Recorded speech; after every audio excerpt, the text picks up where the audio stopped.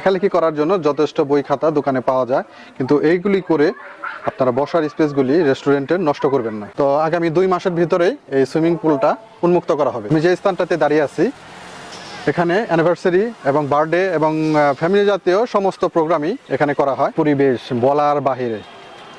এটাই হচ্ছে সেই বেউতা ব্রিজ, আর আমার ও পারে হচ্ছে সেই মানিকগঞ্জ শহর। ছোট ছোট এখানে নৌকাও রাখা হয়েছে, হয়তো এখানে মাছ ধরে এটা দিয়ে।